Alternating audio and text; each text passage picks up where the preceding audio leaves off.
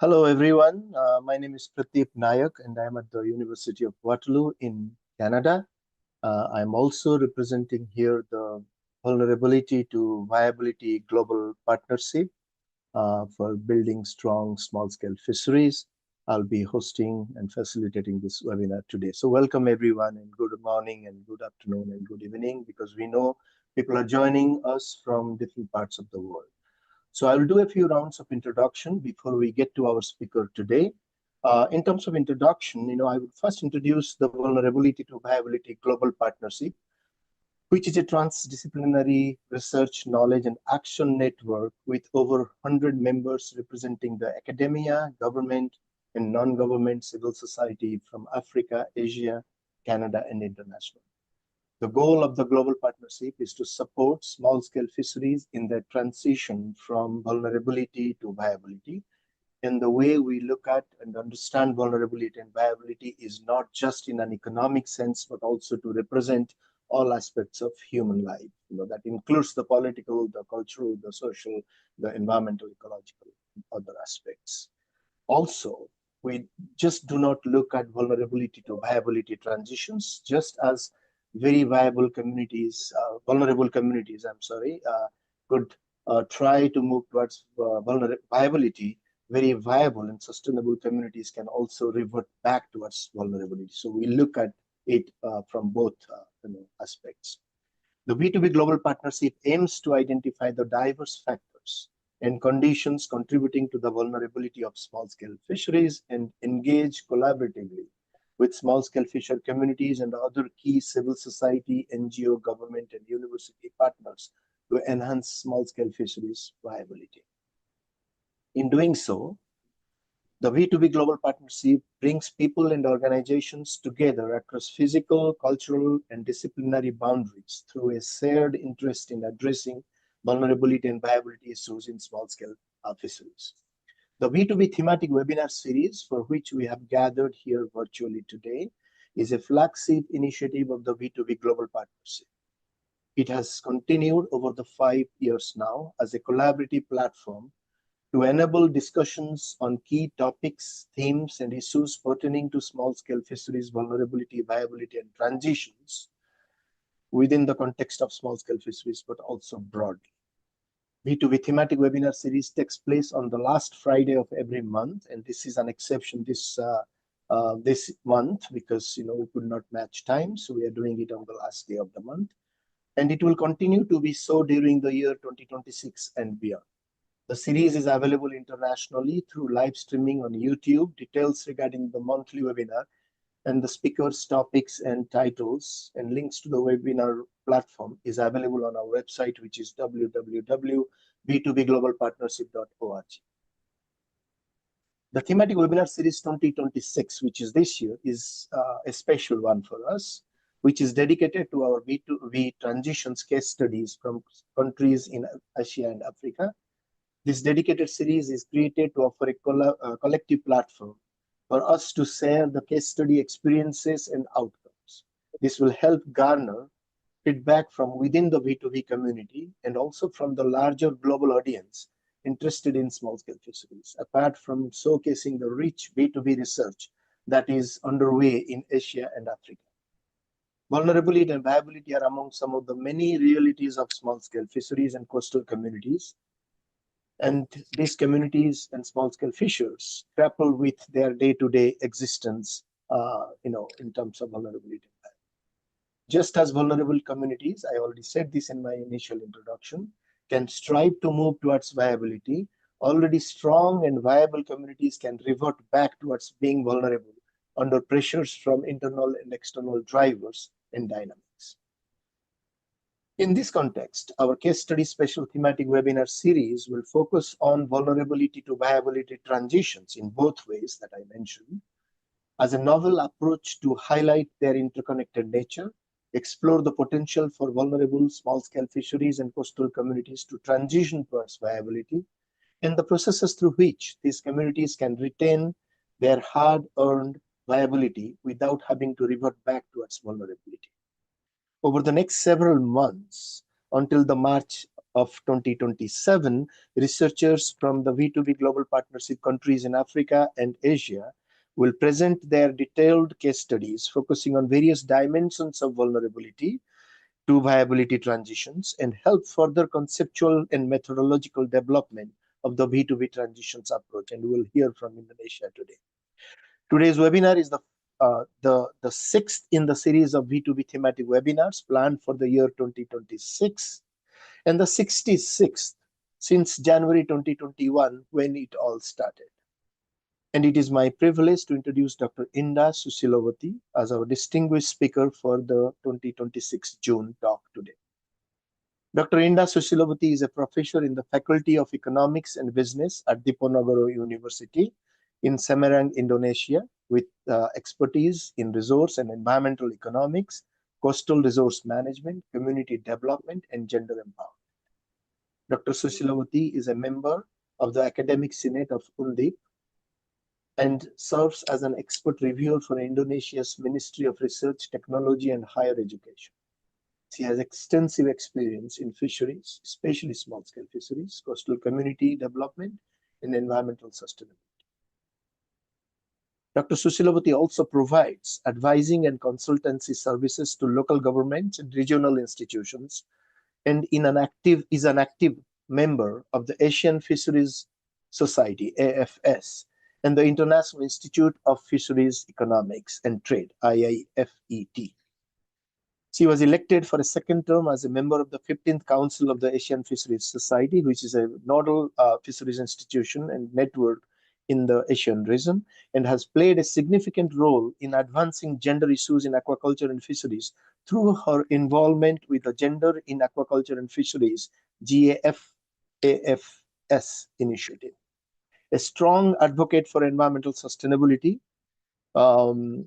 fisheries management, and conflict resolution, she has dedicated her career to supporting coastal communities and promoting inclusive sustainable development, not only in Indonesia, but in the entire region of Southeast Asia.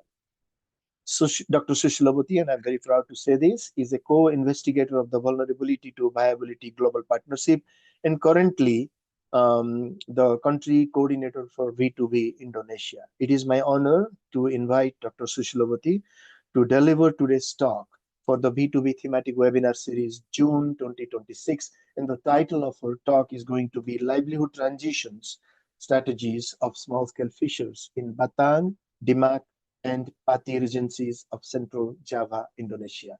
Thank you very much, Terima kasih, Dr. Susilovati, for making time, and the floor is yours now. Thank you very much, Professor Pratip Nayak, for giving me a good time. Hi, everybody. Very good evening for North American time, but in Asia, for the Asia is very good evening, and for the North American time is in the morning. So we have a different time, about 11 hours. But I'm happy to hear here everybody joining this webinar, and greeting from Semarang, Indonesia. So I like to talk regarding with the livelihood of transition strategy of small-scale fisher in the Demak Regency, with a certain case study in our study area. Everybody, can you see my slide? Yes, we can. Okay, so this is a part of our study with together with Jupati and Ika Suciati, and take place in Demak particularly. As you know that Indonesia, we have a very huge population. In 2025, almost close to 290 million people, which is here dominated is in Central Java and Java Island, most populated people there. And also the other is a part of Sumatra and also Kalimantan. we have 17,000 islands spread out in Indonesia. Of course, very huge, and we cannot even I myself cannot come to every of island, because 17,000 500 island. So our study area is in Central Java. To those who have not come to Central Java, so Central Java is the in Java Island, which is next of Bali Island. Bali is most popular in Indonesia, so our site is in a next of Bali Island in Java Island, which is our study area is in Central Java. And come to the northern part of Central Java, we found Demak. And then we have several case study in Demak, Pati, Juana, and then Batang, and the other places. However, in this case, I like to focus in Demak. Then in Demak, we have several problem, which is we shed of light here in Demak. High tide is quite problem, because you can see in 2010, you can see the place which is invaded by water now become larger in 2025. So the high tide of flooding comes across to the land, and this is some kind like a problem, a very significant problem for the fisher in this area. It's not only in Demak, but now spread out into the neighborhood of Semarang. To the north, to the west, and to the east of Semarang, we have a problem, similar problem for high tide. And the most significant problem of flooding due to high tide is in Demak area. Why? Because the effect of tall construction, as well as for the others national development project. And Semarang, we have a very big new construction of airport. This is why the water and stream was coming out to the next of Semarang, and the border area of the Semarang is Demak in east side. In the west side, in Kendal and Batang. That's also incur a big problem for high tide. So the next slide, please. So this is the situation. We have a problem in Purworejo is our study area in Demak. And that problem is one. You can see in the top of this picture is the house of in a fishing community, mostly half or a quarter was invaded by water. And also the plastic in a coastal also quite significant, we found in this study area. Then we found also the others is invaded in a area of fish processor. Then also the street was invaded by water, and now reconstruct the new one. And the other side is a pound down bottom right pound. Actually, this is formerly is a fish pond. However, today it's like a sea. And also the problem in estuaries here, we can see that the shallow estuaries, and the boat go in forth into the canal also quite a problem, because they have to queue and also the water column due to the sedimentation as well. So this is a complex problem found in Desa Purworejo, Demak. And then for the next slide, please. Yeah, we actually already went there for summer course. Fortunately, just a couple of days ago, we went to the this location for summer course of Undip and Fitufi. So this I give the picture because I'm happy that Propratep able to visit together in this study area. So it's nice to see you in Indonesia, Prof. Pratep, and thank you very much for the thoughts. And I hope also the participant of summer course also now joining in YouTube. And you can see that the boat is very near, it's not more than 20 meters from the house of people in a fishing community. Next. We have several objectives of the study. In this case, are to identify the existing condition of a small-scale fisher in a Demak.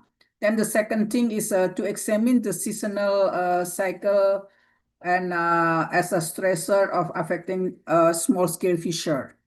Then to analyze the adaptive strategies of the small-scale fisher in response to the low catch periods. And the last one is to formulate the adaptive strategy to enhance the resilience of a fisher there. Very fortunate that today we just arrived from the study area as well, because we have in some extent of community service regarding with the student who have a service for the community. So I just arrived from the field, Prof. Pratip. So we just arrived, and now it's in couple hours ago, we just went to Demak again. And can I resume for the research method that applied for this study? Among others are, we are using dialogical pedagogy technique using interviews, in-depth interview, as well as for the semi interview for a questionnaire with the group of fisher, as well as for academician, business, government, and community. Then using the approach of SIG mapping, as well as qualitative and quantitative, we call mixed methods. And related study, this is also support with our previous study, which is with the thematic of Fitufi, to have livelihood transition for the fisher from vulnerable to the viable. So this is my slide shown the photo voice, Prof. Pratip.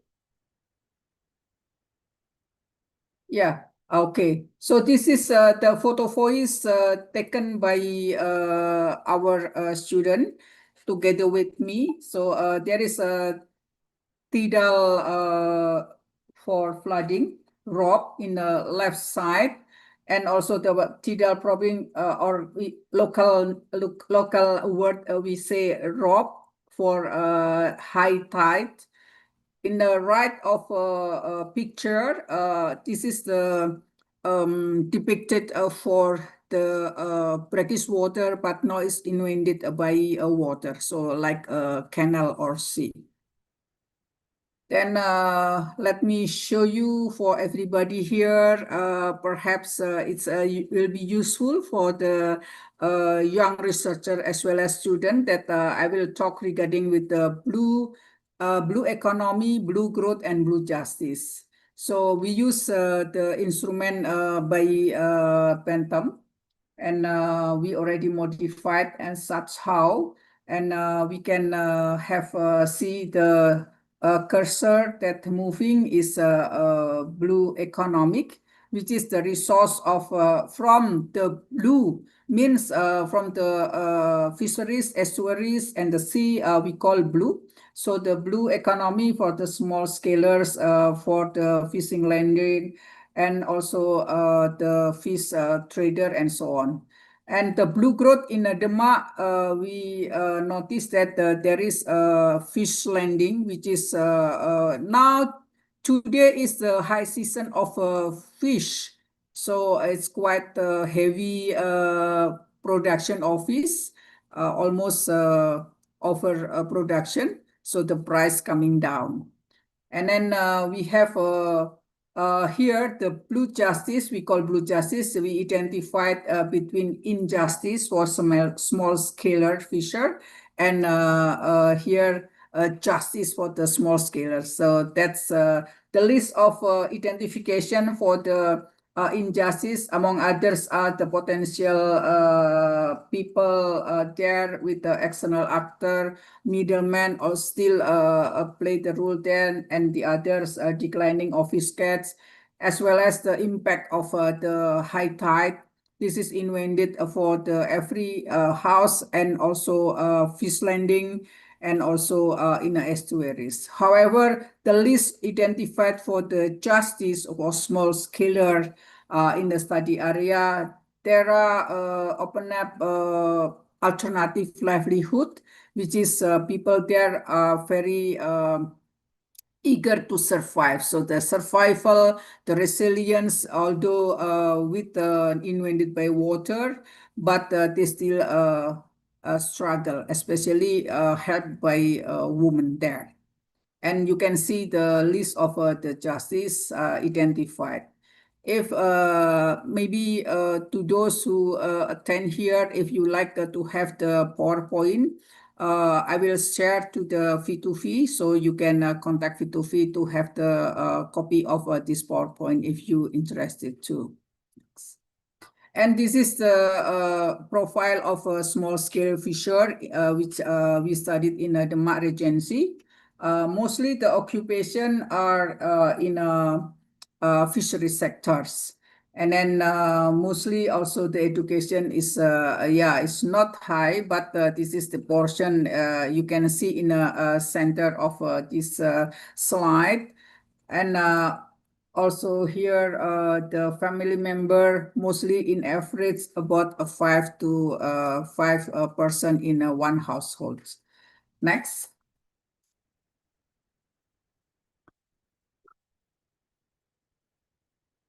Okay. So as I mentioned earlier, that today is in June. So the June here, end of June, we are in a high season. That's why fish landing and also the others activities in fish processors is in a peak season quite busy. But the next month perhaps will be turned to the normal situation. And then during the almost in a monsoon off, then the lower season in during September, October, because this one declining. But again, will be normal within October and November. That is the cyclus we learn from interview as well as from the data in Department of Fisheries. Next. Yeah, this is a kind of a picture depicted a woman help for the husband. Instead of husband sometimes going to the sea for fishing, may not able to have a good catch, but the wife still survive by taking the fish processing. This is kind of a salted fish. Okay, so this is a picture for the peak season, transition, and in a through season. Next.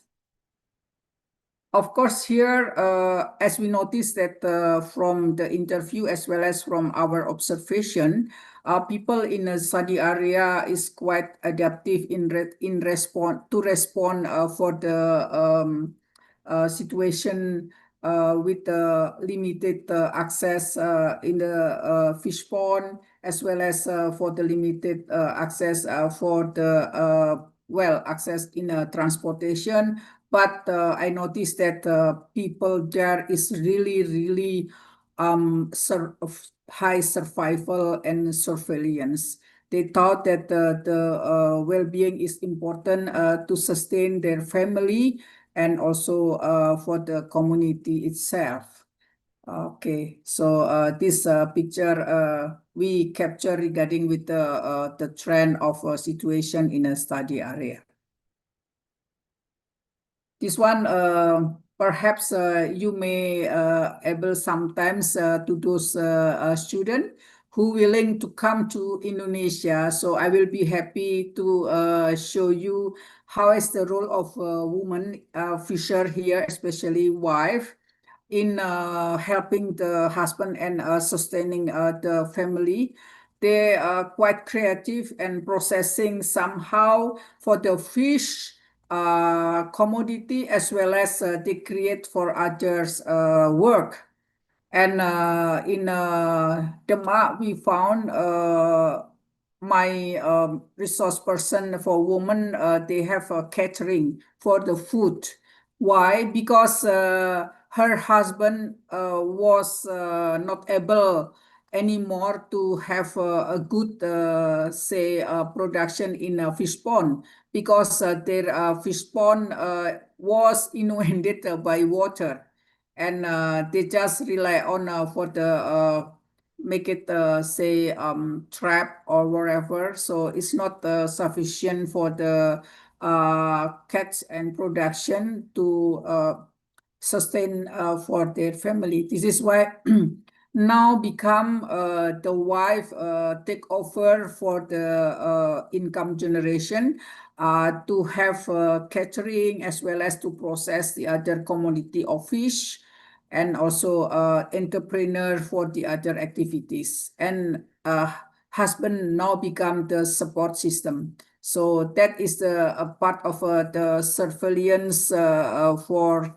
to make it them survive. And this is why approved for a good resilience, very tough. That's composition now take over by a woman.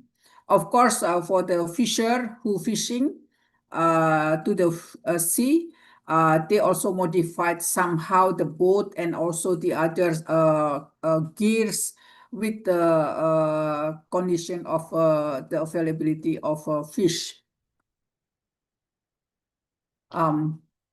Let me also show to the audience here that this is the activities during our summer course in the 24th June, just a couple days ago. And I borrow property picture with the name Ibu Indah. She is the catering owner now, and she is the woman agent of change and development to manage community.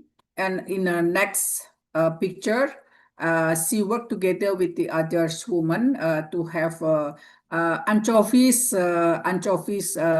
processing to dry, and then this will be sell for the good one to the export, but for the second grade will be for the local until Demak, Semarang, and the others. Next. So this is the composition of structure of women activities in entrepreneur. We have three groups. Four groups. Yeah. One is Ayu Lestari, Ombak, and Kartini, and also Ombak Laut. So this is the support system for especially for women activities, in order to have the family still survive, and to supply for the it's not only for the living, but also for education for the children as well as the other family. And this is a picture showing that the fishing gear used in Demak, among others, we call baby trawl, or the local name is arat, and also pusnet, sodo. Then the others like leaf net and the others who able to catch the fish. However, for today, all these gears got so many fish. This is why, because this is a high season and seems to be overproduction, and as consequence that the price of fish as well as the crustacean like shrimp and cuttlefish and the others little bit down as in a down less than the price in normal time. And this picture showing that how is the sustainability solution from high productive of risk in overfishing, and then to eco-friendly productivity. So we try to give also some kind of lesson, and also we also have a community service there, and seems to be people now becoming to know that IT technology should not be used with I mean, it should not be used more, because it will be reverse to the other opposite of way.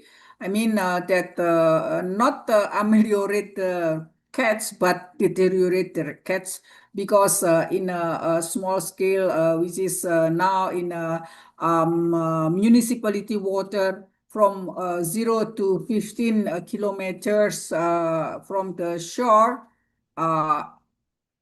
are almost overexploited because of the many numbers of fisher there. And then the next slide, please. Yeah. This is, as I told in earlier, that in normal condition, resources in a normal condition with a small scale fisher, plus the ICT technology applied for during the fishing, then it could create the sustainability in fish production. However, the opposite way, whenever overexploitation of the resource or almost exploited, when fisher applied for the ICT or technology, then could able to create their vulnerable situation. So this kind of result of study from us is already informed to the stakeholders for fisher and others community in study area, as well as in Demak and in Central Java. And this kind of study is already well done by my PhD student, which is already graduated in 19 April this year. The name is Ika. Next. Yeah, this is also the visual of the role of ICT, which is able to have like a SWOT, which is ICT is good whenever the resource is is not overexploited. But whenever the resource already exploited, and then do not use too much ICT influence, because it will be reversed to the deterioration of the resource. And this one is the framework, which is able to have how is the problem driver there in a study area, and then to have adaptive resources, adaptive response, and then also the impact of the functional of the ecosystem, as well as the situation of social, economic, and ICT, and the target outcome here in a short term, if we like to manage for the resource become sustainable, and then what should do and what the ICT level should be controlled, And whenever the resource situation are already in a not good condition, in other words, is in overexploitation, then government should control for the ICT. Of course, it's very difficult to be implemented because open access. We don't have a fence for the sea and open access. That is the problem become the commons. Everybody have a right and regulation there, but sometimes the compliance to secure the compliance is quite difficult because we not enough for the fleet to surveillance. We recommend one of them is using for the local wisdom and also informal approach, which is may able because this will be helpful. Okay. So today, this afternoon time before we join in this seminar, I just got the picture because this is our team to approach for the stakeholder and showing here also in Desa Purworejo as we visited a couple of days ago in the summer. So we discuss and we will plan to have some kind like audience as well as how to make it people there the well-being and also capital investment and the resilience to be a betterment for the people and also resource in the study area.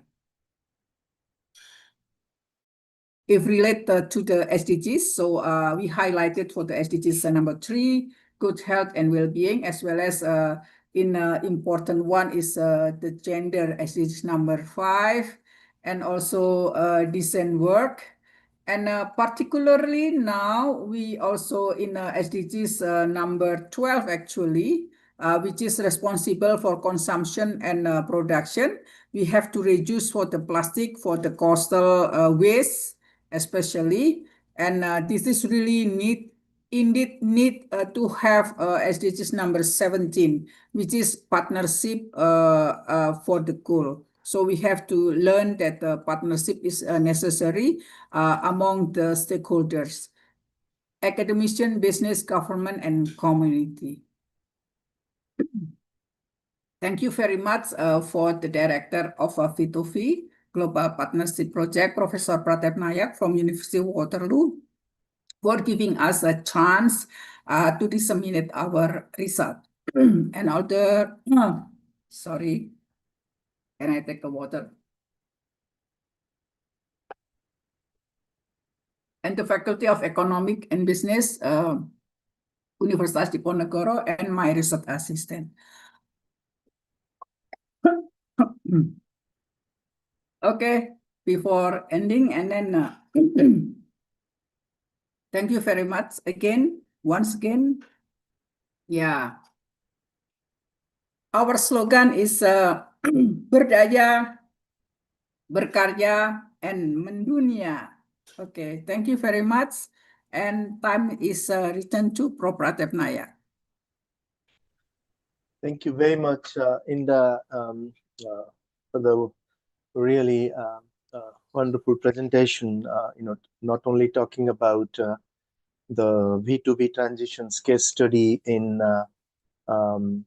the 3 regions of Indonesia, but also giving us a clear overview of the kind of work you do, the real intensive work in terms of stakeholder involvement and engagement, and also to recognize the large number of students who are collaborators and who are contributors to the work that you have been doing and the work that is especially taking place for V2V. So I fully recognize that, and congratulations to you for this extensive work and inclusive work with stakeholders and also the students that are doing wonderful work in Indonesia.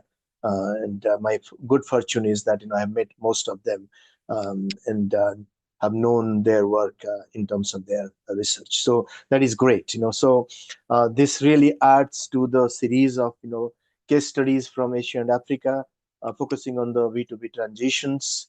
What we will do now is we will open it up um, for questions. As we receive questions from the audience, we would start to um, ask those questions to you, and if you could elaborate on those questions and respond to those questions. I have a few of my own that I would ask you and engage in a discussion. We have roughly around 30 minutes, which is great. So the first question is from Ahmad Yusuf. And Ahmad is asking, how can policymakers balance economic growth with the protection of traditional fishing rights and marine ecosystems? So I think, especially you talked about blue growth and blue justice contradictions. So if you can speak to how can a balance between economic growth with traditional fishing rights protection and marine ecosystem protection, how can they go hand in hand? Your response, Dr. Susilowati. I respond directly. Yeah. Okay. Thank you for the question, Ahmad Yusuf. The balance how pushing the economic growth and compared with the protection of the resource. Yeah. Well, this is we always having a balancing problem because if we increase for the production, mean we have to reduce the resource. But of course, in this case, we have to learn that the resource, we have to learn that, as I mentioned in earlier, our finding from the our study is if the resource is in a good condition, then we have to have a production will be more that will be tolerable. But whenever the situation of the resource is already over exploitation, so we should not use ICT or over production gather from the resource.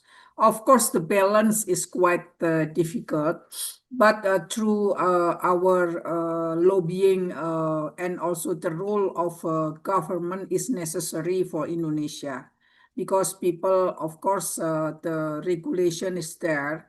However, sometimes people will be complaining if they cannot able to catch fish more. They thought that when using the technology with a very productive gear, then will catch more. However, in fact, it's not like this, the expectation, because, well, everybody using a high technology means commons. So the fallacy of composition will be happen. This is why we used to give extension education to the fisher, especially for the traditional fisher. They have to see to balance. And then we, for to those the fisher who able to have productivity gear, then we usually the government and also the academician recommend they will fish further in a fishing area which is already still able to tolerate the response in a technology. Of course, it's quite far from the residence area. However, this is the one of our effort to give the extension and education to the people. And the fisher now realize that, of course, there is a climate change, and this climate change deteriorate that situation, but we have to cope the situation and able to be friendly with the situation. And one of them perhaps using the community-based fisheries management. So Yeah. that is meanwhile the answer with the situation of with the case study in Demak as well as in Batang and in a Pati, which is in the north coast of Central Java. But it might different strategy how to balance between economic growth and the conservation of the resource or in fisheries. For the southern part coast of Java. But as in addition, that certain coast in southern Java with high wave. So it's a very deep water and high wave. This is why small scaler may not many as in a north coast of Java because the coast is not in a deep too deep water, and the wave is also calm in a northern part of Java. That Yeah. is my answer at this moment. That's great, and as we learn from these case studies, and we have seen in other places, the balance is not a singular approach.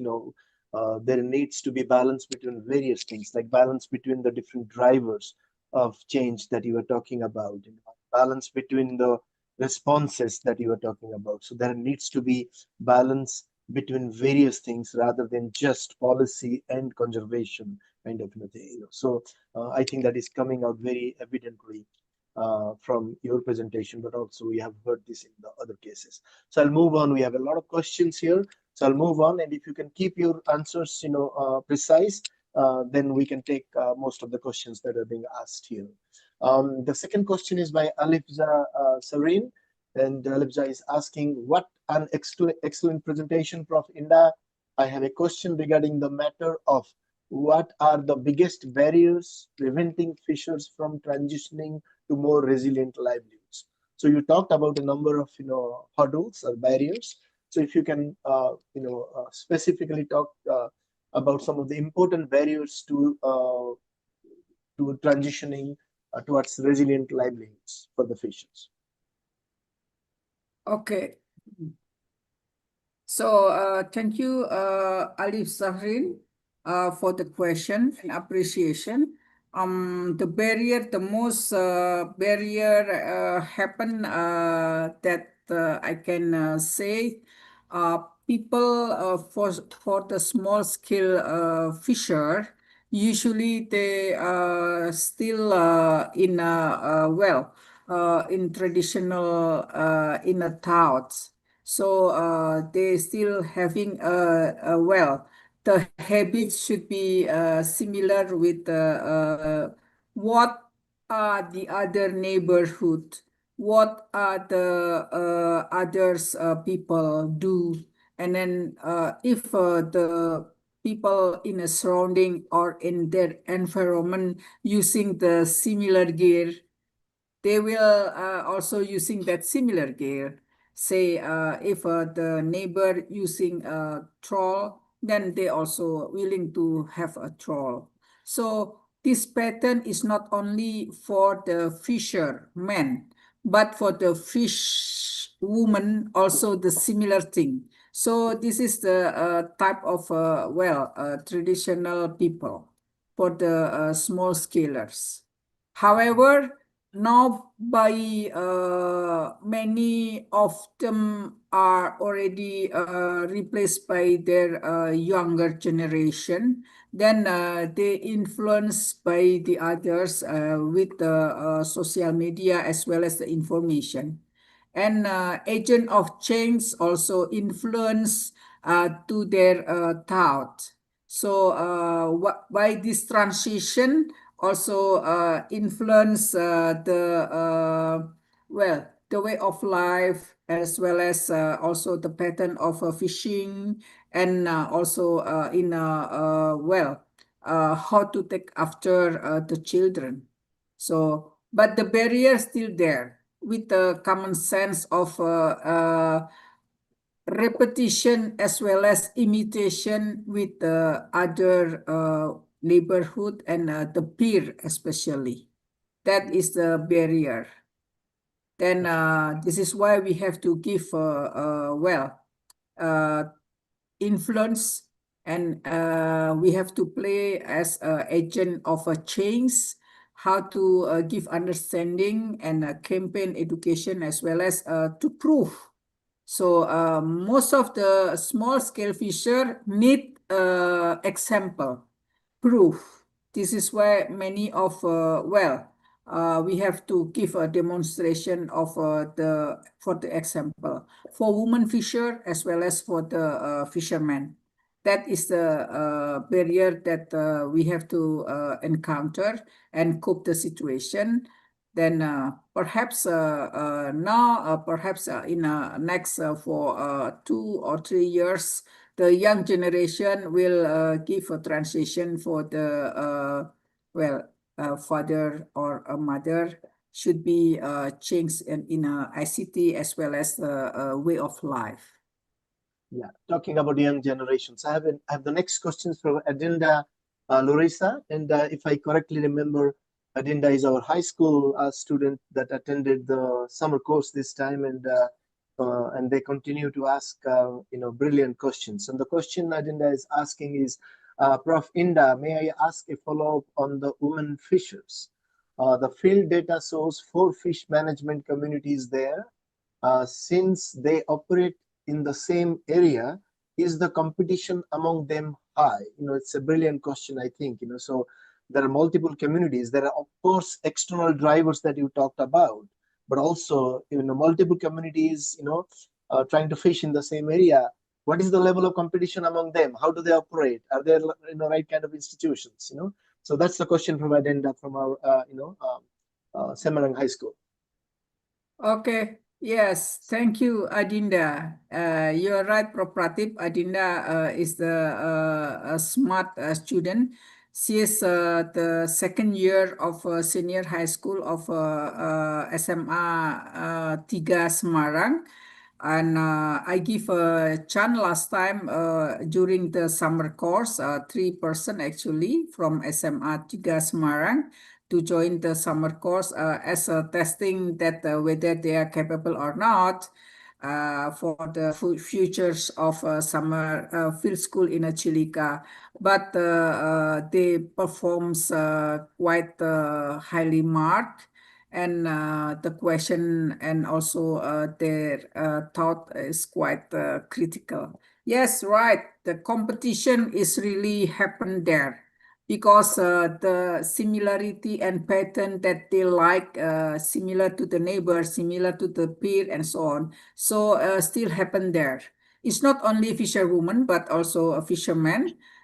This is where this is the real problem, as asked by Alif, that pattern, similarity, and also their friendship as well as a peer influence really for their how to catch fish, how to process fish, and how to marketing the fish. So the competition will come to the same situation. This is why now we have to train for the diversification. We have to convince them that everybody is not necessarily going to the same way. So the diversification should be required. And I believe that within, say, the 1 or 2 years next, perhaps with our works together between UNDIP and the others, Fisheries Department effort could able to help for the change of the people in a study area. So the competition should be reduced by giving such a campaign program, lesson learned, and so on.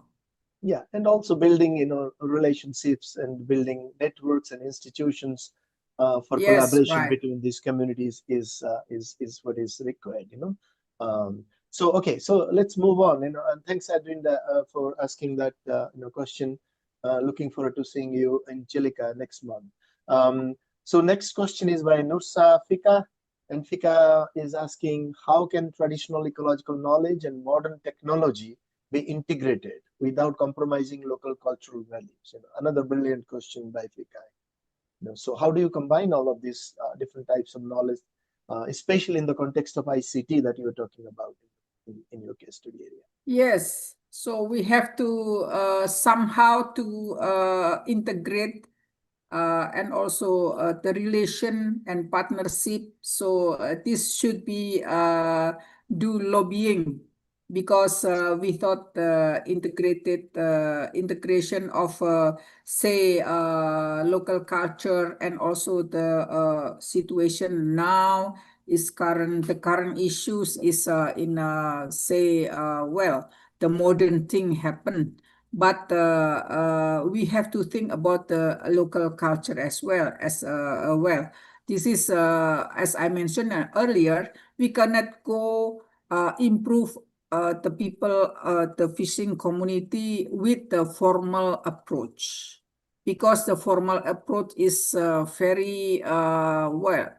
Um, Formal is not appropriate for the people with the say value of traditional and the others. So this is why, as informal approach will be able to touch the people there rather than the formal. And also the formal approach perhaps we is quite costly, but and we cannot afford to do that. This is why we have to employ the local culture value, and maybe with the romancing them with the value of local wisdom, culture, and so on. So we have to try the other approach rather than the formal approach, which is used by the government and the others parties. But I believe that from several studies and also our trial during the community service and so on, they easily to be touched with the local wisdom, informal and so on. As I noticed that during the summer a couple days ago, Prof. Pratip also talked with other people, and then you borrow the cycle with the the owner of the cycle, what you call beca, rickshaw, but motorized rickshaw, and you drive by yourself, and the driver sitting in a beca and rickshaw with other people. Then I got a feedback, a very positive feedback that well, the academician approach us very nicely and highly appreciate and so on. So they gave a feedback to the head of village and also the resource person like Bu Indah, which is having catering and so on. So they become melted or romancing by riding the rickshaw by Prof. And then they asking when the professor come again, when Undip come again, and so on. So this is the time, because they heart is already melted, and we have to make it sure that we have to romance them and pins the message to them that do not use well, say overproductive gears. Do not use the ICT with high tech, because your resource, your sea is already over exploitation. That is Yes. my observation and reflection. Thank Yes, you. exactly. And it is not often, either or, it is both together, so it's not that, you're, replacing something with the other. So the question is not about replacing local cultural values or, traditional ecological knowledge, but also given, other developments and other kinds of approaches that exist, how can both work together? There are a lot of experiments going on around the world in terms of co-management, knowledge sharing, co-production, co-creation of knowledge, and all the things. So I think, it is not about either or, it is about how both can work together in a more coherent and mutual manner. So there are lots of questions in that, lots of questions. So I think you need to be a little bit brief and precise, so that we can respond to most of these questions that are listed in front of me here. So the next is Adrina, and thanks Adrina for all the help, with the research, V2V transitions research in Indonesia, but also with the summer course. Adrina is asking, how does the vulnerability to viability V2V approach differ from other livelihood resilience frameworks? Is there any quick answer to that, Inna?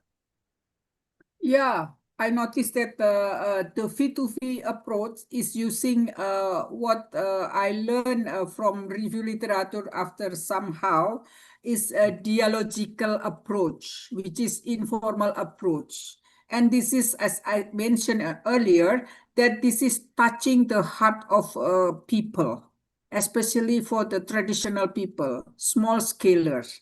And this is why this is different. Is not a matter of, wherever. I believe that it's not only Indonesia, but for the other countries, say in Africa and India and the other country, which is with a similar for culture, similar for characteristic of a small scaler. I believe that this is the dialogical pedagogy sounds to be better than the formal one. The formal one is this formal approach we can call for the banking approach. So you have to very formal in a banking system. We have to write saving and then write also for liability and so on. Exactly $1, 1 cent, a single cent also is not is matters. But for the dialogical, we can tolerate. Yeah, I like this approach because my student very impressed with this summer course because you talk dialogical. And I believe that this is the, quite effective and functional. And I use this approach now for my lecture. And the Gen Z, Generation 4Z, is like it very much. And even I just tell a story a little bit. Even my subject is econometrics with the calculation, but I use the logical approach and with the simulation. Then the Gen Z like they like very much. Yeah, that's my answer to respond to Adrina. That's great. Yeah, I mean, yeah, I'm glad people liked it. So I mean, what we often do in our way of working, not only on V2V transitions but other projects as well, is to kind of engage in a dialogue. So that's the dialogical approach, not only to teaching but also to research and doing work, academic work. So I always combine dialogical and also diagnostic. So a lot of scholars have talked about it, written about it, including none other than the Nobel laureate Elinor Ostrom. So dialogical and diagnosis are two approaches that keeps us moving, in a collaborative way, in a more relational way. So I always talk about that, and thanks for taking that up. So moving ahead fast and fast, Saurang Bantal is asking what policies or governance mechanisms are most essential to ensure that blue economy truly evolves into blue justice. I think a great question in that. So, what are the approaches and how can policy or governance mechanisms ensure that blue growth or blue economy transforms or evolves into blue justice, not blue injustice? Okay. Thank you very much for this very wonderful question.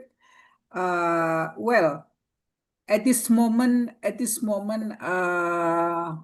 I noticed from Indonesian case, I don't know what other country implementation, but for Indonesian case, the policy mechanism for transition of from blue economy to blue justice is not shown so significance in in real time, but there seems to be this is mostly sounded by academician, because sometimes the government they cannot say the real one uh, because of the consideration of political consideration. This is why justice is a really sensitive thing. This is why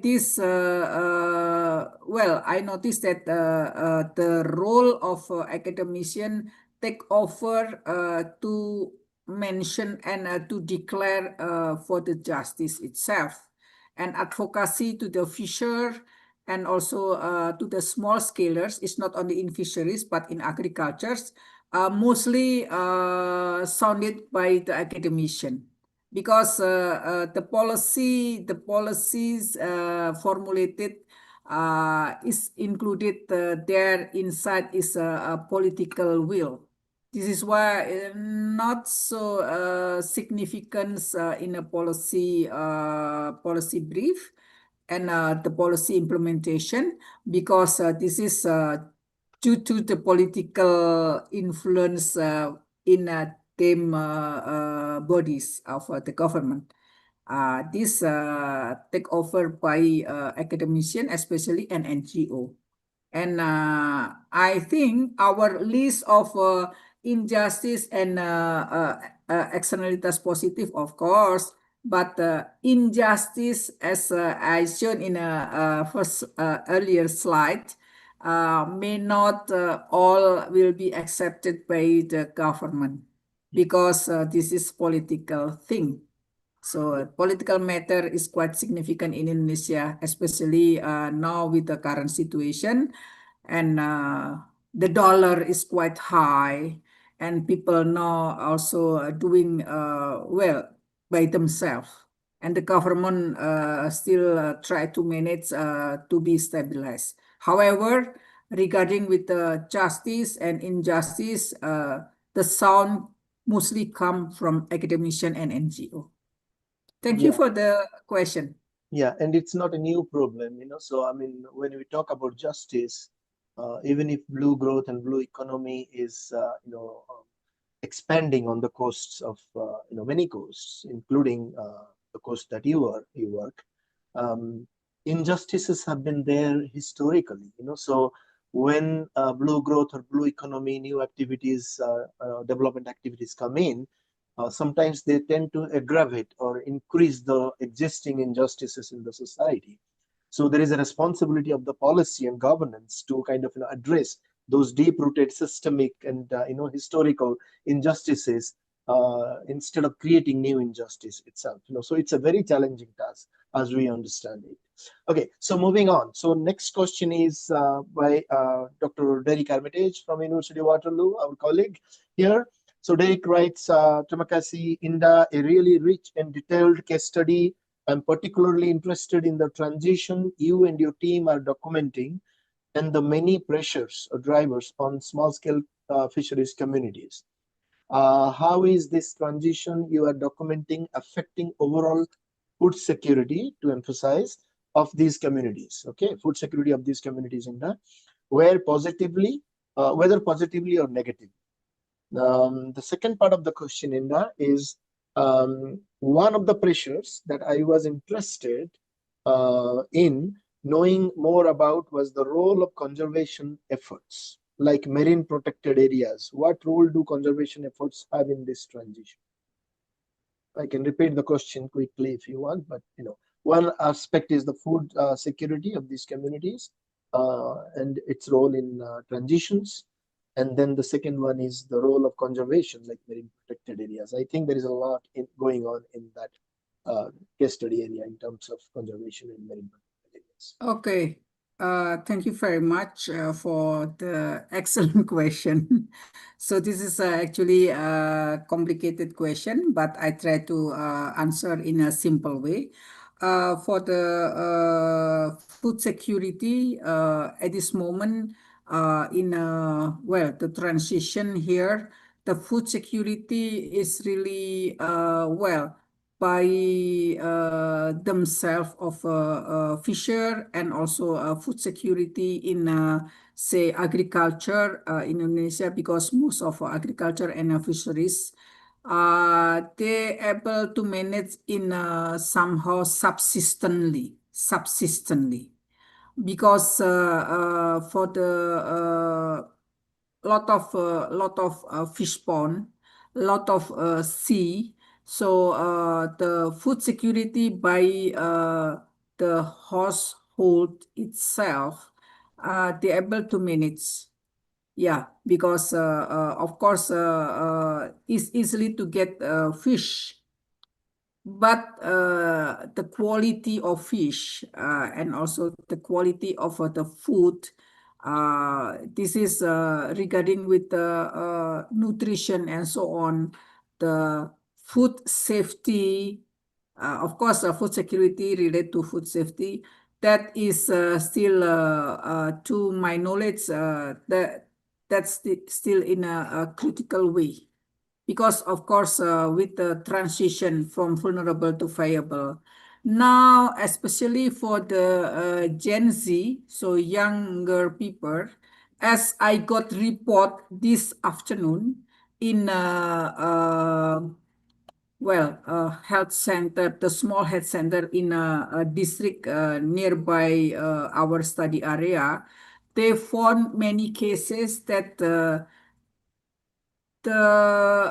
nutrition for the young people, to those who stay in a community fisheries, fishing community. They stay in fishing community, but they work in a city as a labor. They have a very worse nutrition. But to those who uh, work or stay in the study area, the nutrition, they in a center of health, in a clinic, is quite few the complaint in health regarding with nutrition. But for the young people staying in a fishing community, but they work almost spend 8 hours time a day outside of the fishing village, they have a problem in nutrition. So means that I can say the reflection from this doctor that we met in this afternoon, I can reflect that of course in a fishing community, the food security still fulfilled.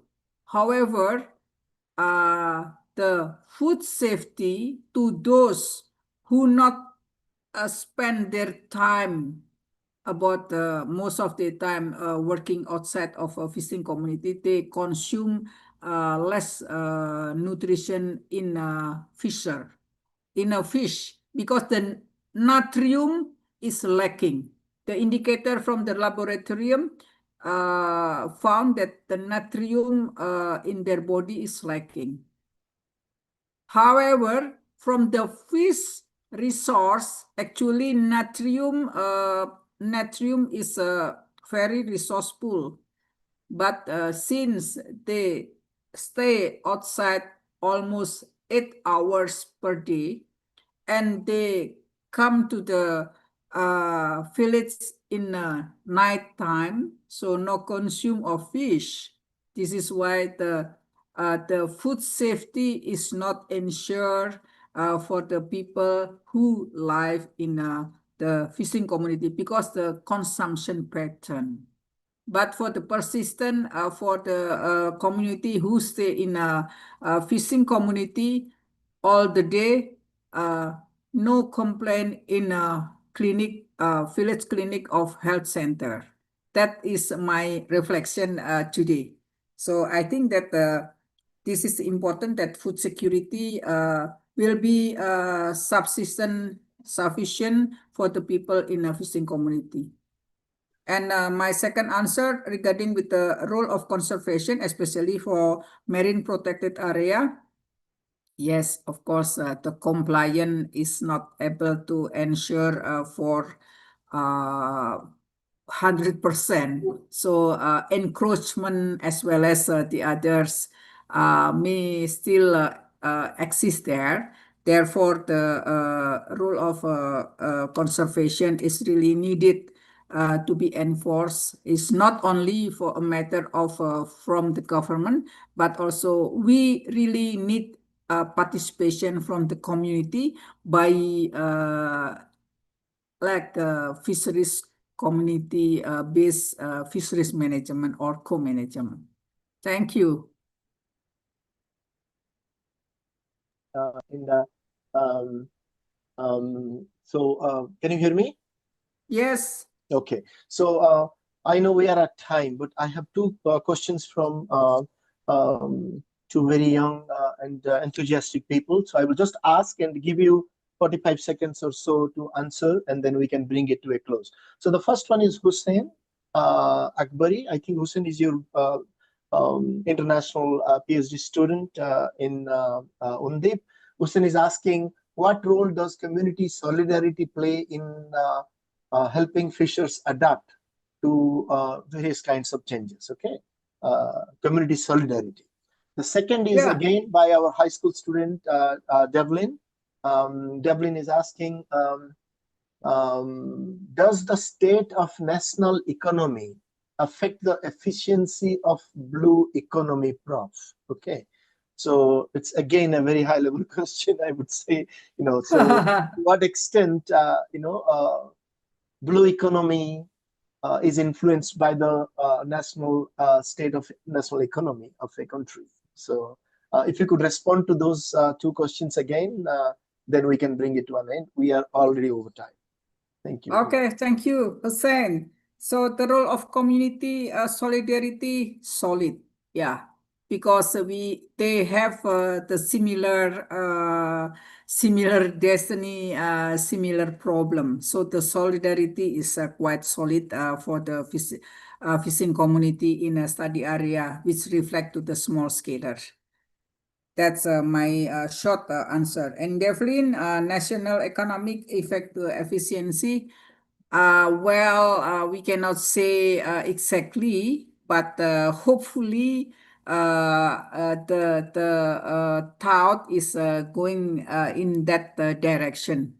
However, of course, this is a need help for the co-management and participation partnership among the stakeholder to achieve the certain target. What are the target? The target is, of course, we have to make it accelerate the transition from vulnerable to the viable. That's my answer. Yes, and these are two. I mean, this is really a nice question to end. I mean, if the state economy is in a precarious condition, the motivations or the pressures to, bring in new ways of growth and new ways of, earning revenues uh, is high. So something to watch in terms of, the work that we are doing in terms of B2B transitions, because, anytime the state economy is not doing so well, the possibility that the state might indulge in higher economic interventions, not always positive to the local communities in these coastal areas. Something to watch, engage, and talk to. So thank you very much. I think we are already over a few minutes of the time.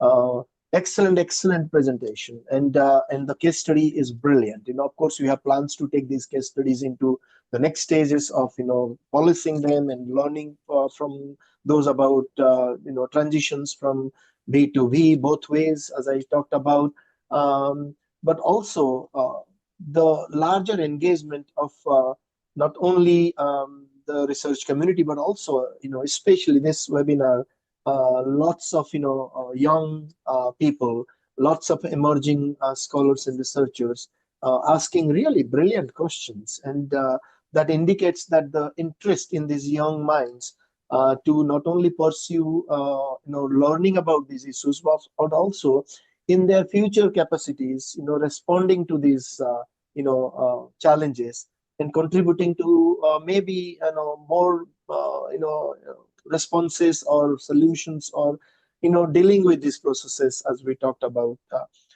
can be possible. So this is really, really a good note to end this webinar.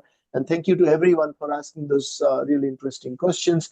And this is just, as I always say, at the beginning of a larger discussion. And we take it forward to many more forums and, and engage, in this dialogical process, as you said, in the but also diagnosis process of analyzing and examining these issues from different angles, so that you can get to some of these responses, if not solutions. So thank you once again, everyone, and we see you next month in another webinar from another B2B country case study. Until that time, goodbye, and you all take care. Thank you. Bye-bye. Thank you so much, Prof. Pratip, and also Zanida, and my all the student and young researcher, and also the other participant from other countries out of Indonesia. So hope to see you in person in Indonesia on other countries. Thank you. Bye-bye.